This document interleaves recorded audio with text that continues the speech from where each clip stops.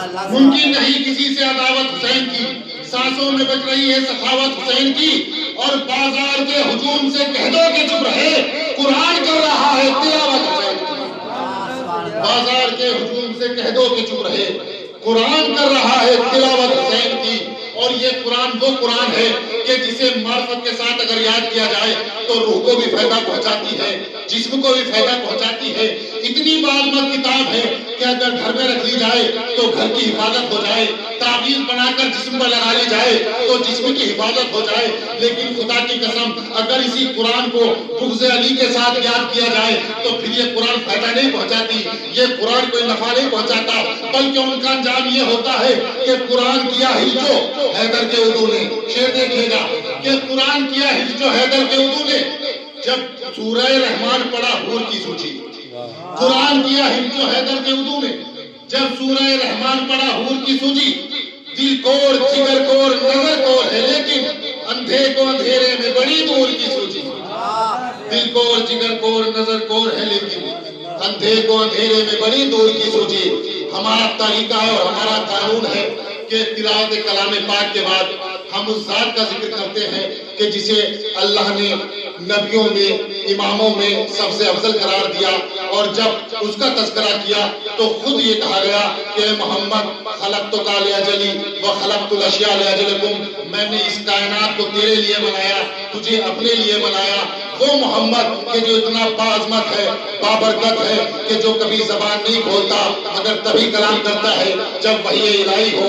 وہ محمد کہ جس نے اسلام کے دین کو پہنچانے کے لیے نہ جانے کتنی مشقتیں اٹھائی، کتنی نقصانات برداشت کیے۔ وہ محمد کہ جو کانٹوں پر چلتا رہا، دعائیں دیتا رہا، جس نے کافروں کے سینے کو چاک کر کے اس میں اسلام سمو دیا لیکن دعائیں دیتا رہا، کوڑا ڈالا گیا دعائیں دیتا رہا، پتھر کھاتا رہا دعائیں دیتا رہا۔ وہ محمد جسے اللہ نے کبھی احمد کہا کبھی محمد کہا۔ وہ محمد کہ جس کی عظمت کا یہ عالم ہے کہ جب اس کے جسم مقدس سے پسینہ نکلا تو پسینے کو برباد نہ کیا، اس سے نبیوں کو وجود دینا شروع کر دیا۔ وہ محمد کہ جس کے پسینے کے قطرے کی اہمیت ہے، خلق السماوات والارض، اللہ نے جس زمین و آسمان کو بنایا تو محمد کے پسینے کا استعمال کیا۔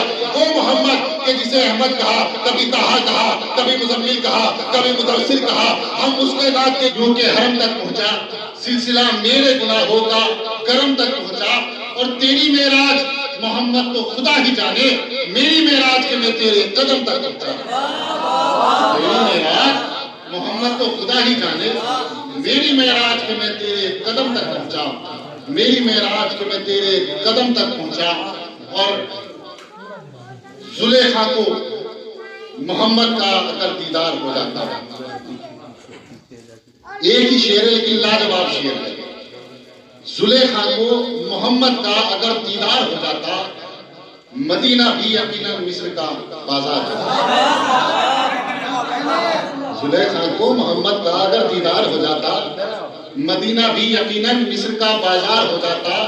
اور محمد کو سمجھ لے آدمی کا حوصلہ کیا ہے، فرشتے بھی نہیں سمجھے کہ اس کا مرتبہ کیا ہے، فرشتے بھی نہیں سمجھے کہ اس کا مرتبہ کیا ہے۔ آج کی محفل بولادت امام ہادی علیہ السلام، وہ امام کہ جو محمدوں میں 11ویں محمد اور علی میں چوتھے علی ہے، جن کی آج ولادت کی تاریخ ہے۔ یہ بڑی بابرکت رات ہے، بابعظمت رات ہے۔ کیوں؟ اس لیے کہ آج کوئی امام اس دنیا میں آئے کہ جو ہادی بھی ہے اور نقی بھی ہے۔ توجہ چاہتا ہوں ذات گرامی، بھائی نقی امام کی نظافت و پاکیزگی کا اعلان کرتا ہے اور ہادی امام کی ہدایت کا اعلان کرتا ہے۔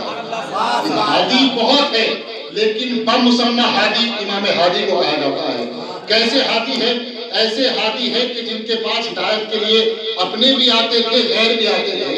متوقع جب پریشانیوں میں گرفتار ہوتا تھا اور جسے کب کوئی در نظر نہیں آتا تھا تو در اہل بیت پر آتا تھا۔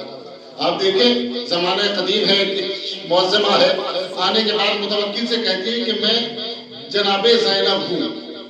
اتنا بڑا دعویٰ متوکل کے سامنے آ کر کیا کہ میں جناب زینب ہوں، لیکن پورے دربار میں کسی کے پاس اتنی ہمت نہیں تھی کہ اسے جھوٹا کہہ سکے۔ کیوں؟ اس لیے کہ وہ کہہ رہی تھی کہ ہم اہل بیت وہ ہے کہ جب چاہے جوان ہو جاتے ہیں، جب چاہے بوڑھے ہو جاتے ہیں، یہ ہمارے اختیار میں ہے۔ ایک مرتبہ جب ہنگامہ برپا ہوا، تمام لوگوں میں چمگویا ہونے لگی، بھائی جناب زینب کا زمانہ کون سا تھا، یہ زمانہ کون سا ہے، اب یہ کیسے دعویٰ کر سکتی ہے، اب جھٹلائے تو کیسے جھٹلائے۔ ایک مرتبہ متوکل نے اپنے غلام کو بلایا، بلانے کے بعد کہا غلام جاؤ اور جانے کے بعد میرے اہل بیت پر پہنچو اور امام ہادی سے کہنا کہ ہمیں تمہاری ہدایت کی ضرورت ہے۔ توجہ چاہتا ہوں سامنے گرامی، لفظوں پر توجہ چاہتا ہوں، کیا کہا، ہمیں تمہاری ہدایت کی ضرورت ہے۔ اب غلام آیا، آنے کے بعد تک بات کیا، امام سے کہا مولا آپ کو متوکل نے بلایا ہے، کہا ٹھیک ہے چلتے ہیں، کہا مولا میرے پیچھے پیچھے آئیے۔ امام نے کہا عجیب بات ہے، ہادی مجھے کہتے ہو پیچھے میں تمہارے چلوں، توجہ نہیں کیا آپ لوگوں نے، بھائی ہادی میں ہوں، میں تمہارے پیچھے چلوں گا، ساری کائنات وہ ہے جو ہمارے پیچھے چلتی ہے، ہم کسی کے پیچھے نہیں چلتے۔ امام دربار میں آئے، دربار میں آنے کے بعد متوکل نے کہا مولا یہ کہہ رہی ہے کہ میں جناب زینب ہوں، ہم اس کو جھوٹا ثابت نہیں کر سکتے۔ ایک مرتبہ امام نے مسکرا کر کہا جھوٹا ثابت کرنے کی ضرورت نہیں ہے، چلو اسے درندوں کے پاس لے چلو۔ کا مطلب کیا ہے، کہ ہم آل محمد کا گوشت و خون درندوں پر حرام ہوتا ہے، درندے ہمارا احترام جانتے ہیں۔ بھائی مطلب کیا ہے، امام کہنا کیا چاہتے تھے، امام متوکل کو بتانا چاہتے تھے کہ درندے وہ نہیں ہوتے کہ جو پنجروں میں قید ہو، بلکہ درندے وہ ہوتے جو ہمارا احترام نہ کرے، جو ہمارا احترام نہ کرے اسے درندہ کہا جاتا ہے۔ کا مطلب کیا ہے، کہ درندے ہمیں چھو نہیں سکتے۔ ایک مرتبہ امام گئے، درندوں کے پاس گئے، درندوں نے اپنا سر، شیروں نے اپنا سر امام کے قدموں میں رکھ دیا۔ اب اس سے کہا کہ اگر تم زینب ہو تو ان کے قریب۔ اب کیونکہ معاملہ جان جانے کا تھا تو خود کہنے لگی میں جناب زینب نہیں ہوں، میں زینب نہیں ہوں۔ تو امام وہ ہے کہ جو دشمنوں کو مشکل سے نکالتا نظر آئے۔ توجہ چاہتا ہوں سامنے گرامی، اور متوکل کو ایک مرتبہ نہیں نہ جانے کتنی مرتبہ امام نے مشکلوں سے نکالا، اور یہی متوکل کیونکہ خون جیسا ہوتا ہے ویسا اس کا اثر ہوتا ہے، وہ یہ نہیں دیکھتا کہ اس کا سلوک ہمارے ساتھ کیا ہے، کیونکہ یہ سقیفہ کی بنیاد کا نتیجہ تھا، لہذا امام کی دشمنی میں گرفتار تھا، امام کی دشمنی میں گرفتار تھا۔ اور دشمنی کا یہ عالم تھا کہ کسی بھی مقام پر، کسی بھی قدم پر، کسی بھی کام پہ کہیں بھی اگر اسے موقع ملتا تھا تو امام کی بے عزتی کرنے پر یہ باز نہیں آتا تھا۔ ایک مرتبہ اس کے دربار میں ایک جادوگر آیا، اس نے طرح طرح کے جادو دکھائے۔ اب اس نے دیکھا یہ تو بہت بڑا جادوگر ہے، کہا جادوگر ہمارے پاس ایک بندہ ہے، ہم چاہتے ہیں کہ تم یہ جادو اس کے سامنے دکھاؤ اور دیکھو جادو ایسا ہو کہ سامنے والا شرمندہ ہو جائے۔ جادوگر نے کہا کون ہے، کہا وہ امام ہے جسے شیعہ اپنا امام کہتے ہیں۔ جادوگر نے تصور کیا ہوگا کوئی امام ایک معمولی سے لباس میں لپٹا ہوا، جھکا ہوا، تھکا ہوا، کیا بڑی بات ہے کہ میں اس کو شرمندہ نہیں کر سکتا۔ یہ سوچ کر اس نے کہا ٹھیک ہے بلا لیا جائے۔ امام کو بلایا گیا دربار میں، متوکل نے اپنے دربار میں اپنے سپاہیوں سے، اپنے غلاموں سے، اپنے مزدوروں سے، اپنے کام کرنے والوں سے سب سے یہ وعدہ لیا کہ دیکھو ہزاروں کا مجمع ہے، تم سے سب سے وعدہ لیتا ہوں کہ جب امام کا قدم دربار میں آئے کوئی کھڑا نہ ہو جانا۔ توجہ چاہتا ہوں سادہ گرامی، کوئی کھڑا نہ ہو جانا۔ سب نے یہ عہد کیا، وعدہ کیا ہم کھڑے نہیں ہوں گے، امام کا احترام نہیں کریں گے۔ اب امام گھر سے نکلے، جب تابع امامت کا قدم جیسے ہی دربار میں پڑا، وہ سب لوگ جو یہ سوچ رہے تھے کہ کھڑے نہیں ہوں گے، بے اختیار کھڑے ہو گئے، بے اختیار کھڑے ہو گئے۔ کیوں کھڑے ہو گئے؟ اس لیے کھڑے ہو گئے تاکہ متوکل کو پتہ چل جائے متوکل تیری حکومت جسموں پر ہو سکتی ہے، روحوں پر نہیں ہو سکتی۔ امام وہ ہوتا ہے کہ جس کی حکومت روح پر ہوتی ہے۔ سب کھڑے ہو گئے، دسترخوان لگایا گیا، امام کو بٹھایا گیا۔ میں آپ کا وقت اس لیے نہیں لے رہا ہوں کہ مجھے خطابت دکھانی ہے، میری مجبوری ہے، کچھ شاعرائے نہیں ہے۔ جیسے ہی شاعر کا وجود یہاں ہوگا میں چھوڑ دوں گا میں۔ جیسے امام آئے، امام آنے کے بعد دسترخوان لگایا گیا، کھانے لگائے گئے، طعام تیار کیا گیا، روٹی سامنے رکھی گئی۔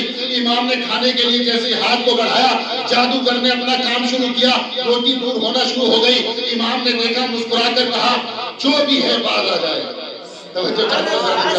بھائی امام جانتے تھے کہ کون کر رہا ہے، لیکن امام نے نام نہیں بتایا۔ امام نے کہا جو بھی ہے وہ باز آ جائے، لیکن جادوگر اپنی حرکتوں سے باز نہ آیا۔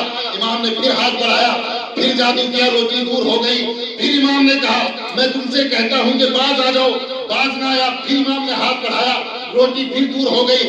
اب امام نے کہا نہیں, امام 3 مرتبہ کہہ چکے, حجت تمام ہو گئی. اب جب حجت تمام ہو گئی تو حجت تمام کرنے کے بعد پھر نصیحتیں نہیں ہوتی, پھر وصیتیں نہیں ہوتی, پھر سمجھایا نہیں جاتا, بلکہ سزا سنائی جاتی ہے. امام نے ایک مرتبہ قالین پر پڑے ہوئے شیر کو دیکھا اور دیکھنے کے بعد کہا, تو کھڑا دیکھ رہا ہے تیرے امام کے ساتھ کیا کیا جا رہا ہے؟ تاریخ نے لکھا قالین سے شیر ابھرا اور ابھرنے کے بعد اس جادوگر کو نگل گیا. آپ نے توجہ نہیں کی, امام نے نام نہیں بتایا, امام نے اشارہ نہیں کیا, امام نے یہ نہیں کہا یہ جادوگر ہے. شیر نکلا, جادوگر کو اٹھا گیا. اس کا مطلب یہ ہے کہ امر امام کو جادوگر شیر جانتا تھا. اب کھا گیا. متوکل نے دیکھا میرا بڑا قیمتی جادوگر تھا, مجھے بڑے فائدے لینے تھے, بڑے استفادہ کرنا تھا, اب کیا ہوگا؟ کہا مولا اس شیر کو کر دیجئے اس کی حالت میں. امام نے حالت پر پلٹا دیا. کہا مولا میرا جو جادوگر تھا وہ تو واپس کر دیجئے, بڑی محنتوں سے بلایا تھا. ایک مرتبہ امام نے مسکرا کر کہا تم نے تاریخ نہیں پڑھی, اگر موسیٰ کا عصا سانپوں کو واپس کر دیتا تو میں تمہارے جادوگر کو واپس کر دیتا. عصائے موسیٰ اسے واپس کر دیتا. تو یہ تو سنت نبی ہے کہ اگر کسی چیز کو لے لیا جائے تو اسے واپس نہیں کیا جاتا.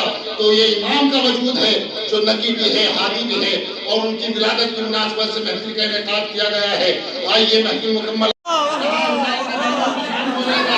میرا صغیر قصد آن بان بولے گا, کہا حسین نے بانو کی شان بولے گا. میرا صغیر قصد آن بان بولے گا, اور امام وقت کی آگوش میں آنے دو, یہ بے زبان 72 زبان بولے گا.